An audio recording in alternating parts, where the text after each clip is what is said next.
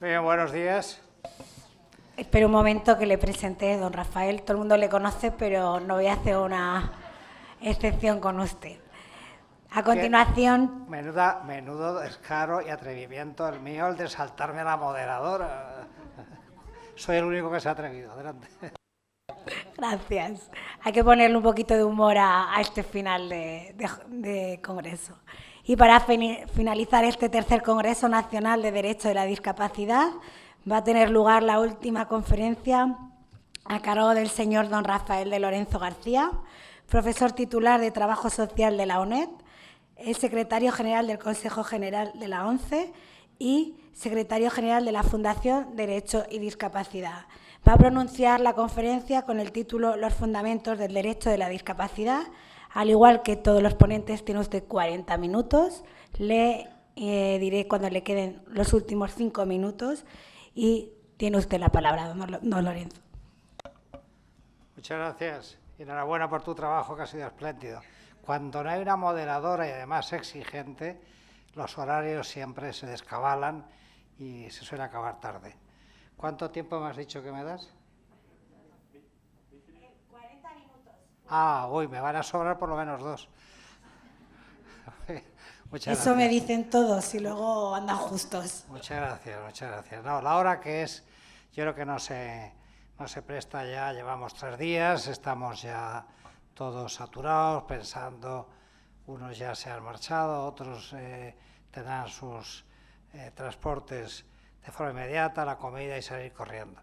Bueno, la verdad es que este es un tema que, al igual que el tema que ha abordado el profesor Montilla, al que no me canso de escuchar porque es uno de los grandes artífices de la reforma de la redacción actual del artículo 49, el proyecto de reforma.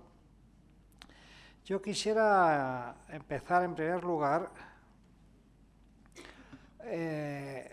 agradeciendo y felicitando primero al presidente de la Fundación Derecho y Discapacidad y del CERMI por esta, siempre por pilotar estos temas con visión de conjunto, con visión integradora, ¿no?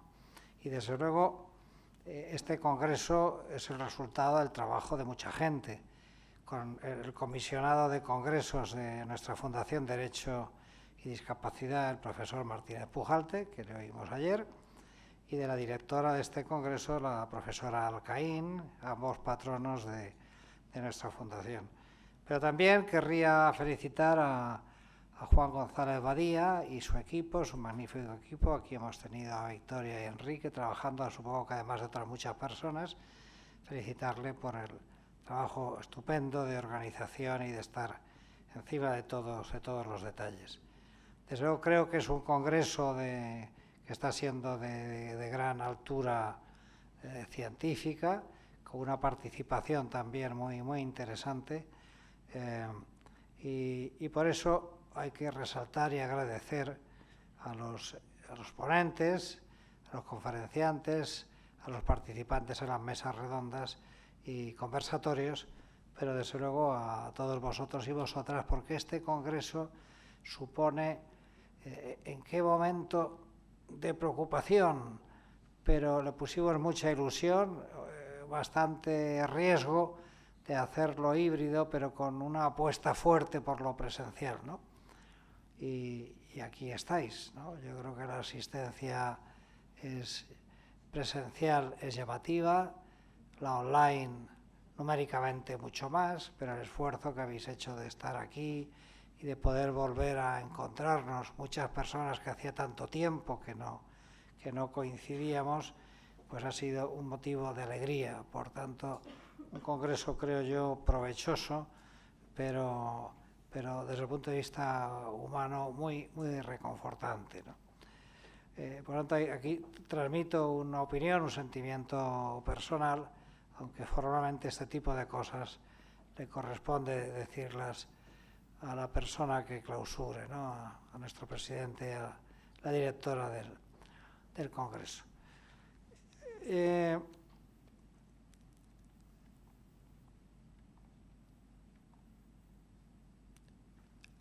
Hace ya años, hace por lo menos 12, 2009, con motivo de un libro colectivo, yo escribí un artículo que el título general era Hacia un derecho de la discapacidad. Era como el inicio de un camino, ¿no?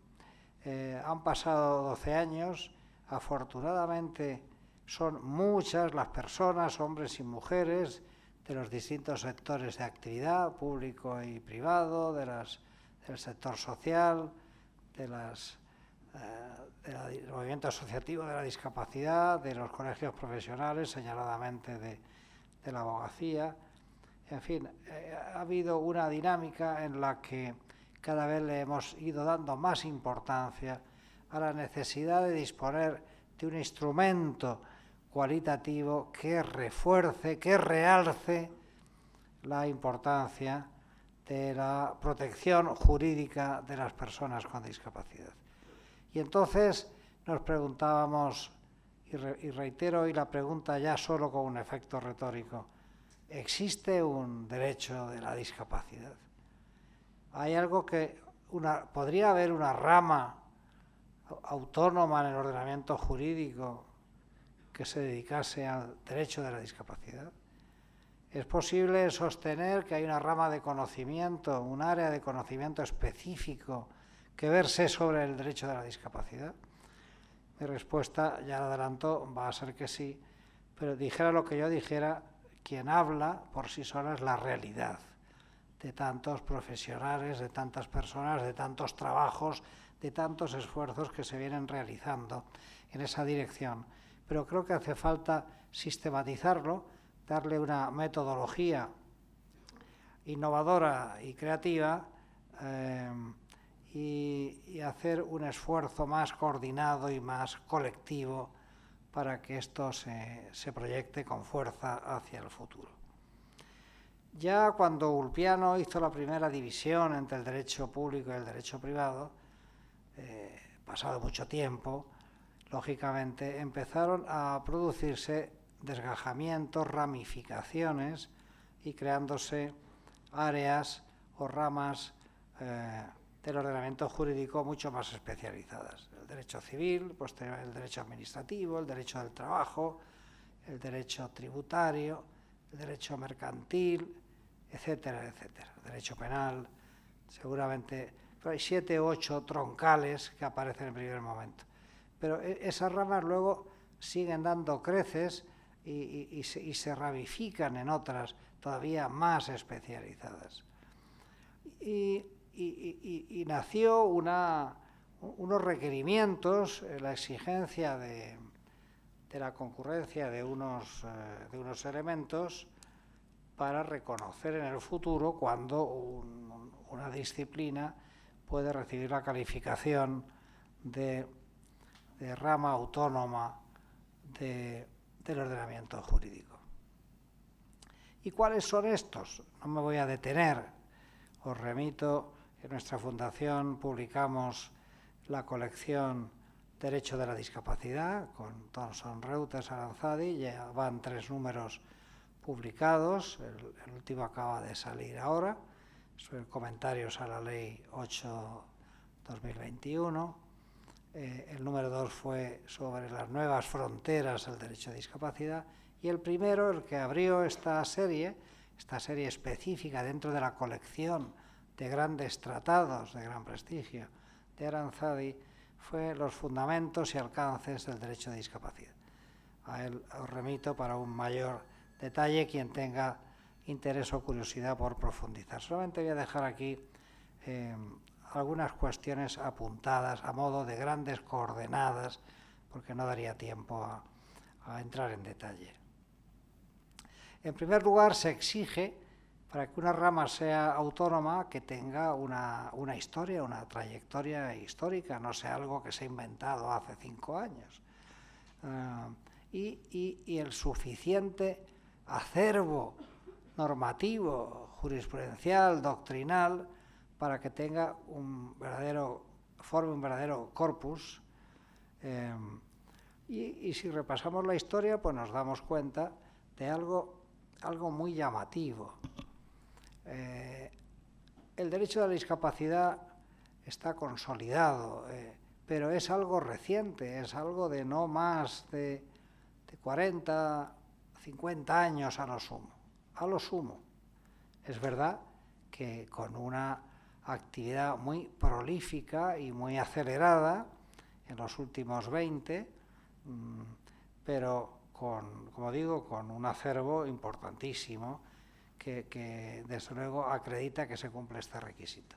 Desde los primeros pronunciamientos de Naciones Unidas en los 70, con aquellas declaraciones sobre la discapacidad intelectual, con la terminología de entonces, en el año 71, o sobre la física en el 75, los grandes pronunciamientos de la década de los 80, el Programa de Acción Mundial, todas aquellas decisiones que concluyeron con las normas uniformes de Naciones Unidas sobre derechos de las personas con discapacidad, que no hay que olvidar que era una norma de soft law, de derecho no vinculante. Eran recomendaciones, pero que se erigieron en un punto de referencia que los estados fueron poco a poco asumiendo y trasladando por goteo a los ordenamientos jurídicos. Fue una influencia importante. Pero realmente no ha habido una norma en sentido estricto de derecho internacional hasta la Convención de 2006. Es que hace solo 15 años.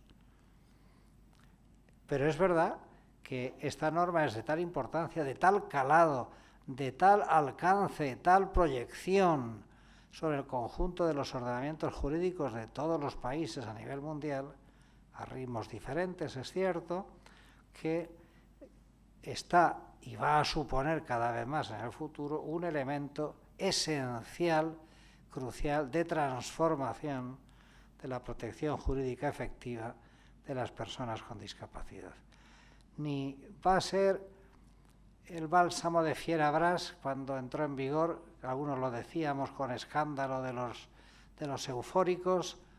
Esto será una larga marcha hasta conseguir que vaya surtiendo efectos y que esa pirámide vaya derritiendo sus efectos desde la cúspide hacia la base, pero a largo o muy largo plazo será un elemento transformador en la historia social de la humanidad y en particular a los más de 1.000 millones de personas con discapacidad en el mundo, que si unimos sus familias, pues y las personas que trabajan en este sector, estamos ante una importancia cuantitativa excepcional. Claro, por tanto, que hay trayectoria histórica, y la ha habido después en la Unión Europea. La Unión Europea, que es cierto que hasta Maastricht y especialmente hasta el Tratado de Ámsterdam no empezó a aceptar esta cuestión, hasta la cláusula del artículo 13 de la famosa cláusula de no discriminación. Pero luego tuvo un efecto rápido en la Carta Europea de los Derechos Fundamentales, que no se convirtió en norma en derecho positivo hasta que fue incluida formalmente en la reforma de los tratados, y a partir de ese momento ya lo es la parte dogmática de nuestra non nata Constitución Europea. Por lo tanto, Europa ha desarrollado una ingente actividad en la que todavía quedan muchos asuntos pendientes, pero fundamentalmente porque todavía no hemos empezado a andar con decisión y con claridad el camino de la Europa social. El día que eso ocurra habrá un efecto de arrastre y la discapacidad estará ahí a la vanguardia, empujando y abanderando muchas pretensiones y reivindicaciones. Así que el elemento histórico, aunque reciente, se cumple perfectamente en nuestra disciplina. Se exige que para que haya una rama autónoma, lo primero que tiene que ocurrir es el principio de la autonomía. Es decir, no tiene que estar dependiendo en determinadas instituciones, conceptos, principios, contenidos de otras ramas concomitantes, colindantes, etc., ¿no? Por lo tanto, la autonomía conlleva a que haya singularidad de los sujetos, igual que en el derecho mercantil está el comerciante, en el derecho del laboral está el trabajador, etcétera, etcétera. Aquí tiene que haber un elemento un elemento de referencia que sea la razón de ser de esta disciplina. Y efectivamente, la singularidad que imprime las personas con discapacidad o en situación de discapacidad. Qué duda cabe que constituye un colectivo de una enorme importancia cualitativa y cuantitativa a nivel mundial, que tiene rasgos diferenciadores, que tiene problemas muy concretos que exigen soluciones y abordajes también singulares y específicos. Hace falta que haya un proceso de extensión normativa. Solamente les voy a decir que no es suficiente con que haya una ley o un precepto constitucional, tiene que haber un verdadero acervo jurídico, normativo, y de que además se proyecte también por un poco por el principio de mainstreaming en el resto de otras ramas jurídicas. Y eso ha ocurrido perfectamente. En España, solamente en derecho estatal, sin contar el autonómico, hay más de 180 normas de rango legal y reglamentario dedicadas específicamente a la discapacidad desde que entró en vigor la Convención.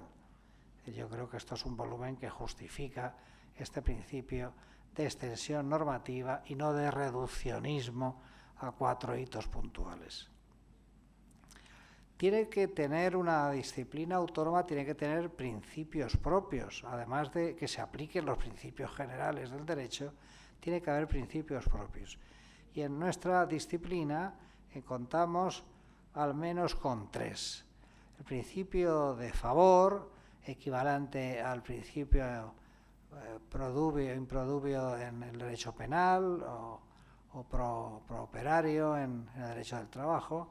Por tanto, esto quiere decir que ante la diversidad de supuestos, ante la duda, realmente siempre tiene que aplicarse la norma más favorable o la interpretación más beneficiosa para las personas con discapacidad. Tenemos el principio de la indisponibilidad de los derechos, al contrario de lo que dice el Código Civil, que es los derechos son renunciables, excepto en los supuestos de orden público y de respeto a terceros. En nuestro caso, consideramos que por el conjunto de lo que supone nuestra Constitución, los principios generales del derecho europeo y la Convención de 2006, estos derechos arraigados en el modelo social, en derechos humanos, no son renunciables. Y hay un tercer principio que es el de atención continuada y preferente.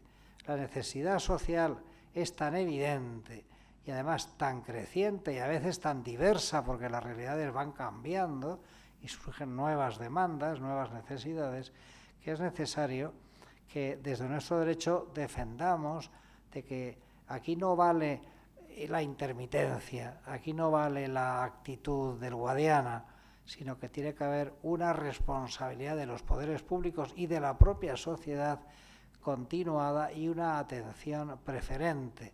Esto quiere decir que a la hora de la priorización de políticas, este tiene que ser uno de los colectivos que debe estar en los primeros puestos de la lista de las preferencias de actuación. Hay un tercer elemento importante, además del histórico y del de la autonomía, que es el de la jurisprudencia. Este es una rama del derecho que tiene jurisprudencia propia, como ya se ha puesto de manifiesto por varios ponentes a lo largo del Congreso. Desgraciadamente, no demasiada, sí suficiente.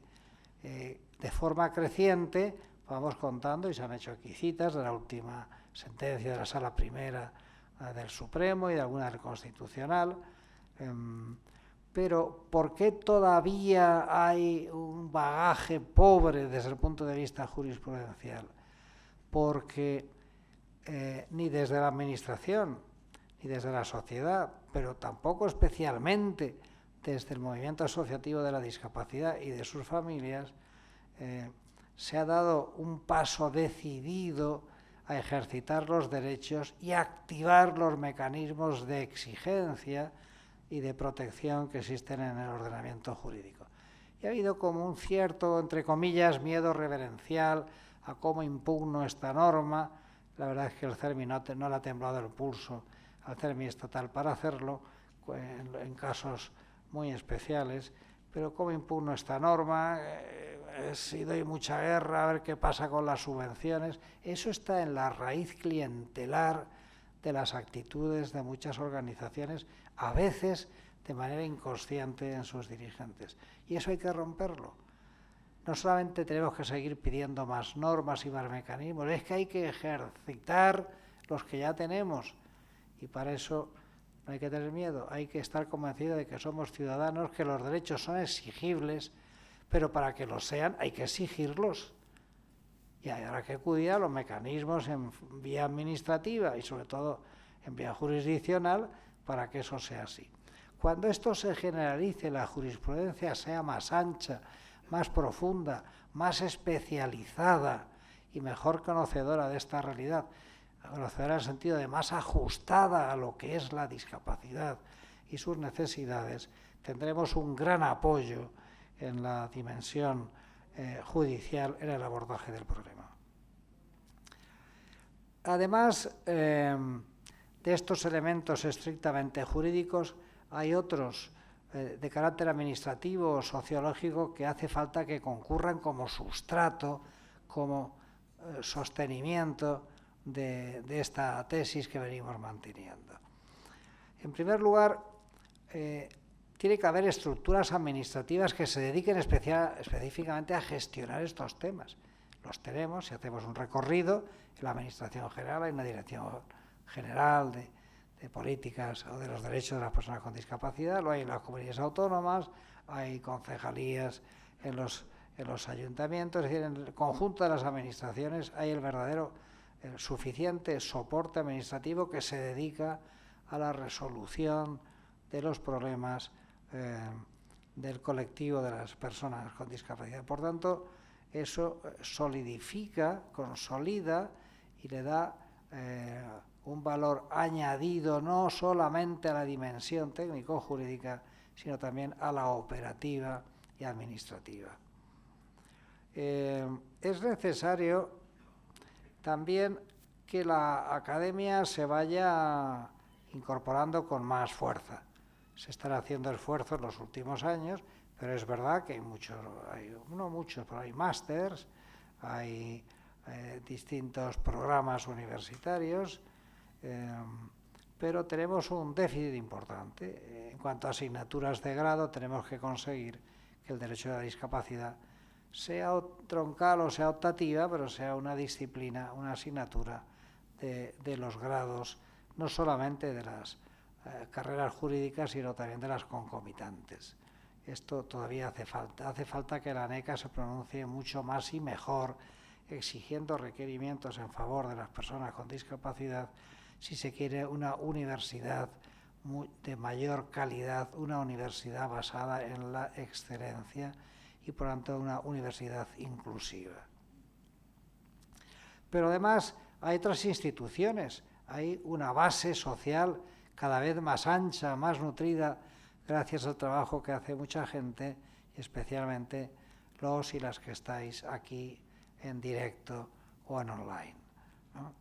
Por ejemplo, el papel del CERMI estatal y de los CERMIs autonómicos, diversidad de entidades sociales, fundaciones, no solo la nuestra, la Fundación Derecho de Discapacidad, sino que hay otras, la Fundación Equitas y otras fundaciones de nuestras organizaciones de la discapacidad que están haciendo ahí un trabajo muy importante, ¿no?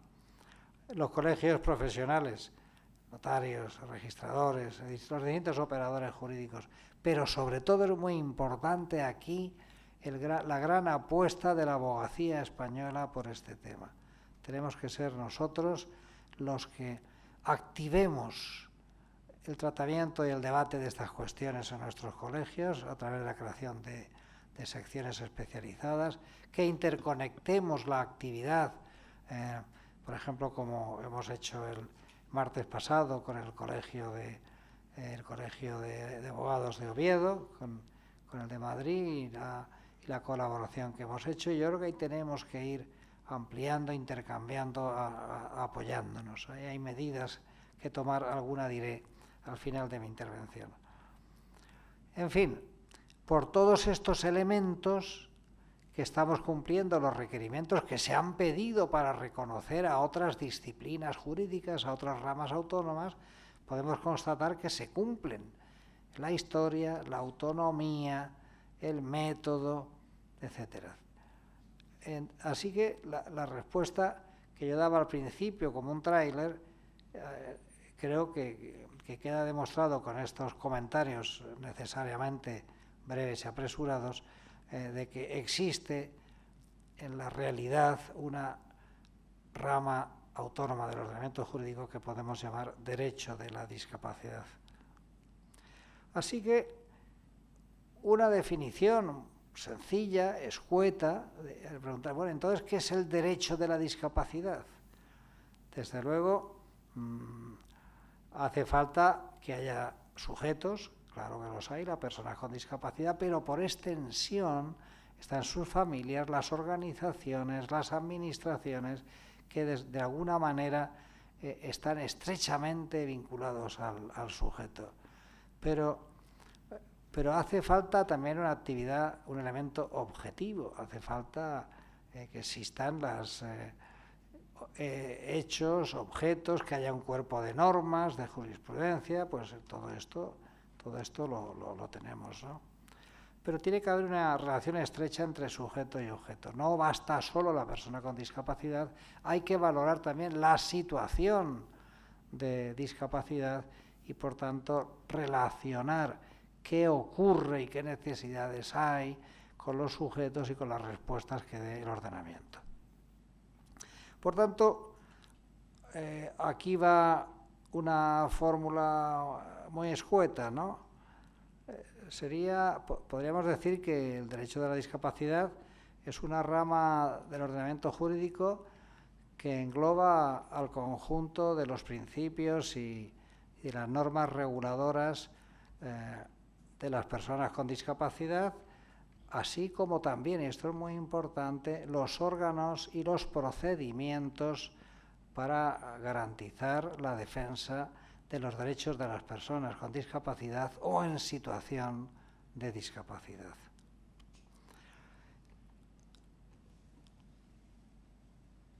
Voy a saltarme algunos elementos que se refiere al método. Hay un método de investigación, creo que se van haciendo cosas, pero hace falta un mayor esfuerzo en materia de investigación. En la docencia, ya lo he dicho, tenemos que implantar en la universidad actividad docente de las diversas tipologías, en todos los niveles de la universidad. Yo creo que todo esto son tareas que tenemos ahí pendientes.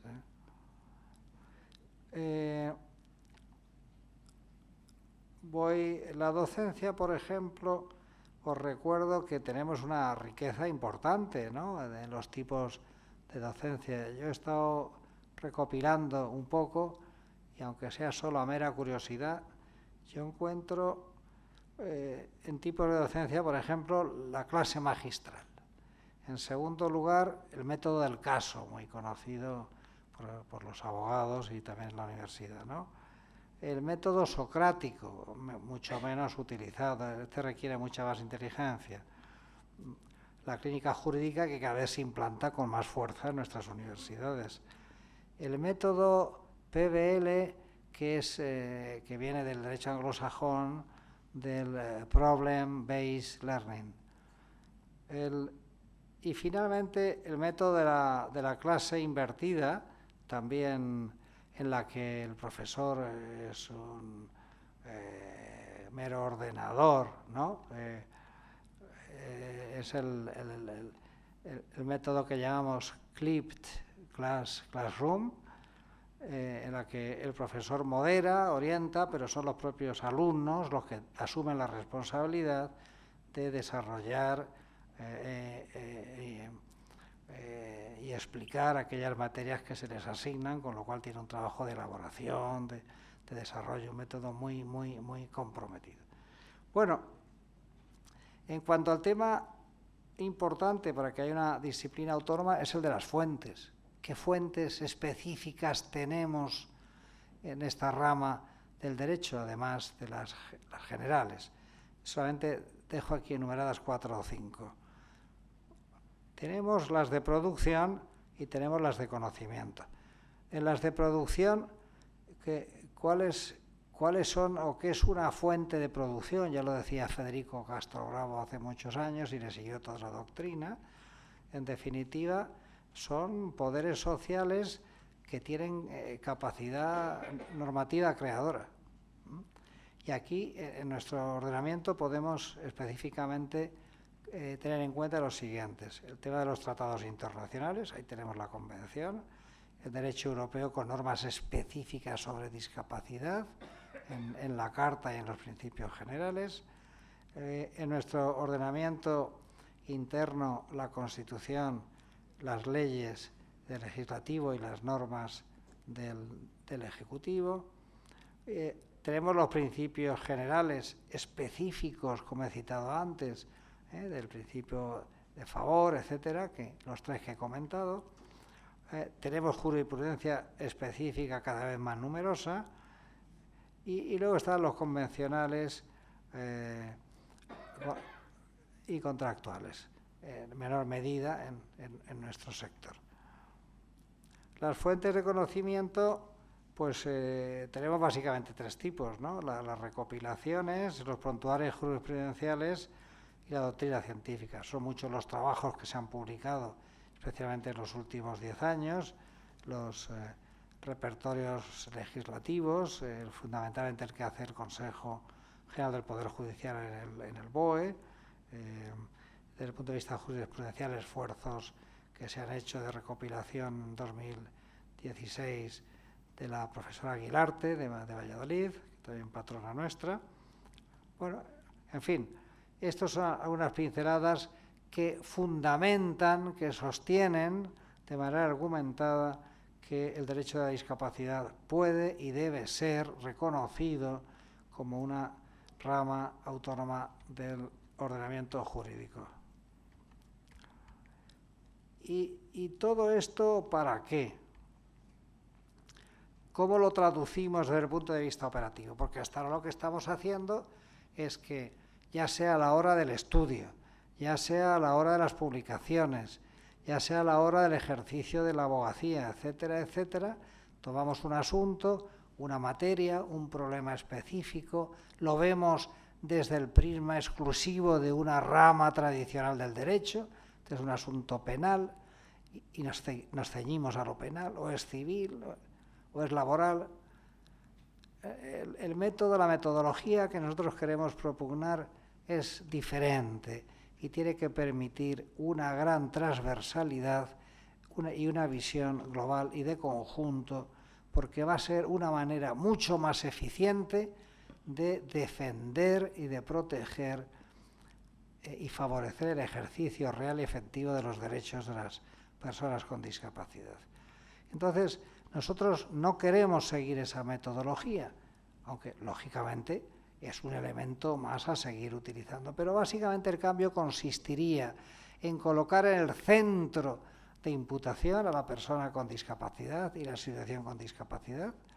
Ese es el punto de referencia y no la disciplina, el derecho penal, sino la persona y la situación de discapacidad. En segundo lugar, hay que hacer un catálogo de derechos, de problemas, de necesidades de la persona con discapacidad al hilo de los reconocimientos de la Convención, pero también con otras muchas cuestiones que habría que añadir.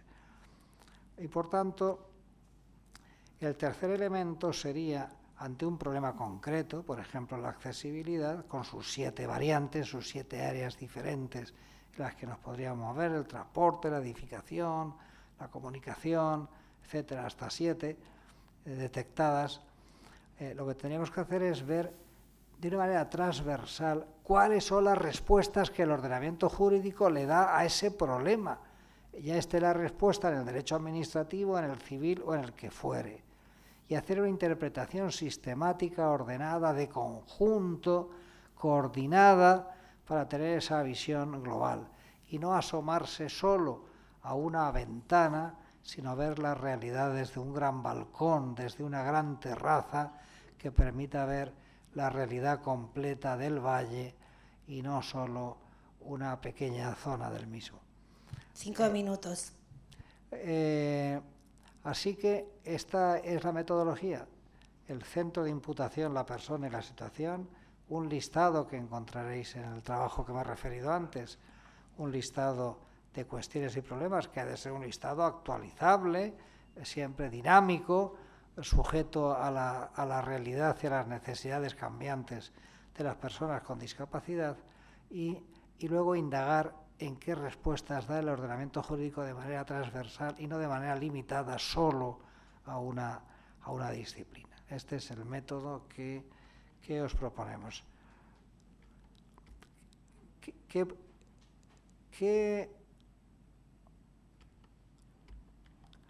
¿Qué sugiero telegráficamente que pudiéramos hacer hacia el futuro?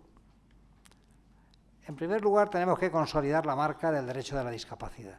Es la que tenemos que utilizar si queremos que realmente sea reconocida y que no haya esa dispersión de denominaciones que al final genera confusión y desde luego poca consistencia unitaria, ¿no? Tenemos que ir implantando este método, esta metodología de abordaje que acabo de describir. Hay que hacer un esfuerzo de divulgación, de transmisión de esta cuestión en todos los entornos en los que nos movamos. Hay que buscar mecanismos de coordinación de los trabajos de investigación y de las publicaciones que se van generando. Habría que intentar ver si podemos plantear una base digitalizada de los trabajos de investigación y eso fomentaría, animaría mucho más a los departamentos a hacer tesis doctorales sobre el tema del derecho de la discapacidad. Hay que hacer un esfuerzo de la academia y de la ANECA para que se inserte esto como disciplina autónoma de conocimiento en los distintos niveles de la actividad universitaria. Los profesionales tenemos que apostar fuertemente, y especialmente los abogados, no solo, pero especialmente. En nuestro trabajo cotidiano tenemos que coordinarnos más entre colegios. Hay un fenómeno, tuve una experiencia estupenda que me contaba ayer María Luisa del Colegio de Oviedo, de cómo se quiere que el turno se extienda a todos los colegiados, que el conocimiento en materia de derecho de la discapacidad se entienda y se exija a todos de manera activa y acreditada, en fin, ensanchar para que todos los profesionales conozcamos estas herramientas, porque eso mejorará nuestro ejercicio profesional. Las secciones, la formación, etcétera, ¿no? El sector social tiene que empujar todavía mucho más, el CERMI y las demás organizaciones. Hay que empujar más en esta dirección, porque este puede ser nuestro buque insignia, nuestro abanderado para mejorar en el futuro no solamente las regulaciones, sino el ejercicio real y efectivo de esos derechos reconocidos. Y finalmente tenemos que echar una mirada a Latinoamérica y buscar más ordenadamente, más sistemáticamente la colaboración con los grandes trabajos y los grandes profesionales que hay en América Latina. En fin, compañeros y compañeras, queridos amigos y amigas de este congreso, os sugiero que nos conjuremos para hacer un esfuerzo en esta línea de reconocimiento del derecho de la discapacidad, la nueva metodología y su implantación, porque difícilmente hoy día se puede hacer algo sin una marca reconocida, sin un método propio de abordaje y sin una acción coordinada de todos los operadores intervinientes. Muchas gracias.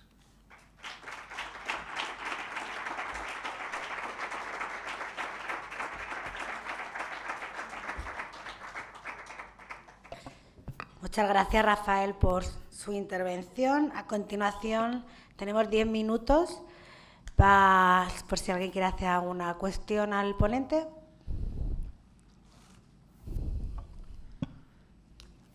No sé si tenemos alguna online. Me comentan que no. Bueno, si no ha quedado claro, se lo cuento otra vez, ¿eh? Eso sí que es disuasorio para salir corriendo. ¿Nadie se anima?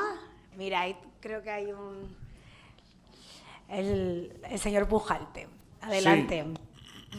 Bueno, después de... en primer lugar, darle las gracias a Rafael de Lorenzo por su ponencia. Yo creo que muchos de los que estamos aquí, y por lo menos yo, desde luego, nos hemos dedicado a esto de derecho a la discapacidad porque nos ha animado el profesor Rafael de Lorenzo. Yo me acuerdo que hace aproximadamente 15 años me pidió por primera vez un artículo jurídico sobre la materia de discapacidad y ese fue el origen de mi dedicación al derecho de la discapacidad.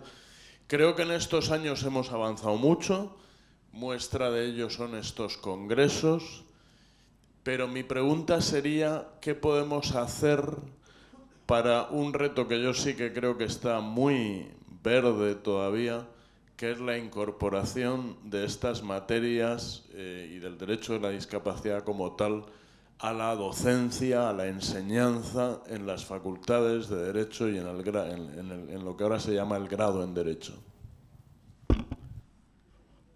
Pues, ¿qué podemos hacer? Pues yo resumiría que me permitís, en argot familiar, dar la tabarra de una manera insoportable. Es un método bastante bueno. Quiero decir, tenemos que disponer de materiales que den soporte, fundamento a la implantación de una asignatura o a un programa completo de máster. Algunos másteres se están haciendo, nuestra fundación con la coordinación, la dirección de profesor Alcaín, y colaboramos juntos en ese tema, pero hay otros en la Universidad de Barcelona, en otros. Yo creo que tenemos que hacer un trabajo de incidencia política desde nuestras entidades, desde nuestro sector, desde todos los académicos que estamos vinculados, irradiando esta inquietud y esta necesidad al entorno, a la comunidad universitaria en la que nos movamos. Hay que tener un mensajero, un embajador, embajadora cuando se pueda, en cada universidad, en cada facultad, para ir contando la necesidad de esto, que no solamente es esto, está el problema no solamente de los estudiantes, de la accesibilidad, sino el problema de la incorporación PDI de personas con discapacidad como personal PDI. Es decir, hay un conjunto de cuestiones en el mundo universitario. Pero tenemos que tener los materiales que den soporte a esas disciplinas y empezar, a lo mejor por actividades menos formales, hasta que realmente consigamos que en una modificación de un programa de estudios se pueda incluir una asignatura de este tipo. Pero también hay que incidir por la vía administrativa a los ministerios o consejerías y desde luego a la ANECA, que sería decisivo que introdujera elementos de calidad vinculados con el tema de la discapacidad y la protección jurídica de la discapacidad. Bueno, en fin, yo creo que tenemos que hacer una labor de difusión coordinada, estar comunicados entre las personas que nos vamos conociendo, identificando, ir creando una gran comunidad en favor de la protección jurídica de las personas con discapacidad. Serán muchas las líneas de trabajo que habrá que abordar y una de ellas, yo creo que es muy importante, es la defensa de esta rama autónoma del derecho y su reflejo en la acción universitaria, en la programación universitaria, en los colegios de abogados, en las acciones formativas, tanto de los cuerpos de funcionarios como en la propia formación de responsables, de gerentes de las organizaciones sociales y no solo de la discapacidad. Sí, creo que hace falta una panoplia que tenemos y una estrategia de información y de incidencia y de búsqueda de complicidades activas, porque esto o lo hacemos entre mucha gente o tardaremos tanto tiempo que probablemente muchos de los que estemos aquí no podamos ni conocerlo. Así que puro activismo, como decía el día que se abrió el Congreso, no basta con que seamos buenos profesionales, tenemos que serlo, y para eso tenemos estas herramientas que he planteado aquí, estas y otras, pero además tenemos que ponerle un plus de corazón, de cariño, de compromiso social, y hay que ser profesionales militantes. Muchas gracias.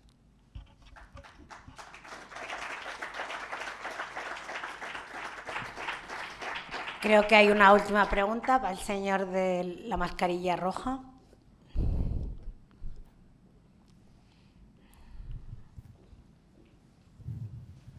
Hola, buenos días. Soy Ángel Bravo, soy abogado del turno de oficio.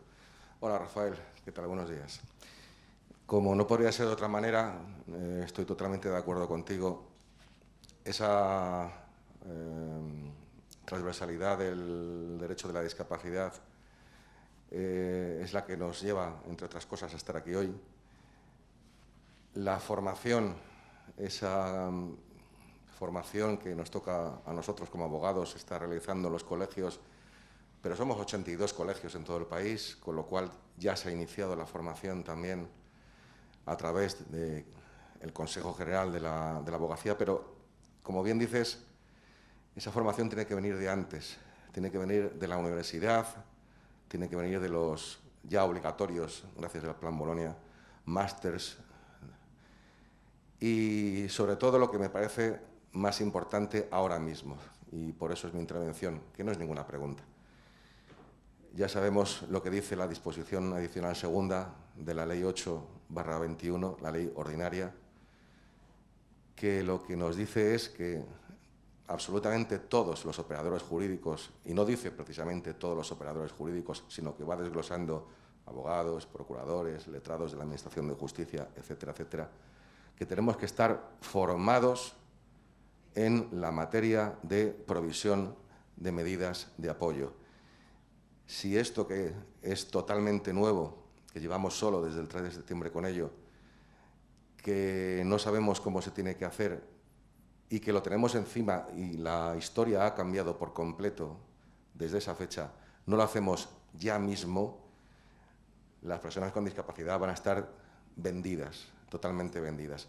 Así que si antes era importante la formación en derecho de la discapacidad, que creo que es un derecho que ya existe, se reconozca o no, la formación tiene que ser inmediata, porque si no, no hacemos nada.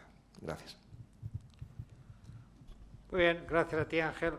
Sí, también te saludo. Estos días no he tenido la suerte de coincidir contigo, aunque estabas por aquí, pero te saludo ahora. Esto de no ver tiene inconvenientes, que a veces no ves quién está alrededor y no puedes tomar la iniciativa para saludar, ¿no? Pero sí, creo que gracias por tu reflexión. Desde luego tenemos que hacer ese gran esfuerzo porque el avance de la Ley 8, otros que vendrán, y la reforma del 49, que nos adentrará en un constitucionalismo social del siglo XXI, o estamos mucho más formados y con una actitud distinta a la mera resolución de mi clase en la universidad o de mi pleito en el juzgado, o podemos desaprovechar una ocasión histórica que se está gestando en este momento y que podría pasar de largo, o lo que es peor, aplicarse de una manera inadecuada, que es uno de los riesgos de la Ley 8/21, y por tanto que al final que todo cambie para que todo siga igual y sea un mero cambio aparente y nominalista. Tenemos que estar muy atentos y muy activos para exigir que esta nueva ley no sea un lavado de cara, sino un cambio auténtico, radical. Llevará tiempo, llevará esfuerzo, pero lo que no podemos permitir son desviaciones.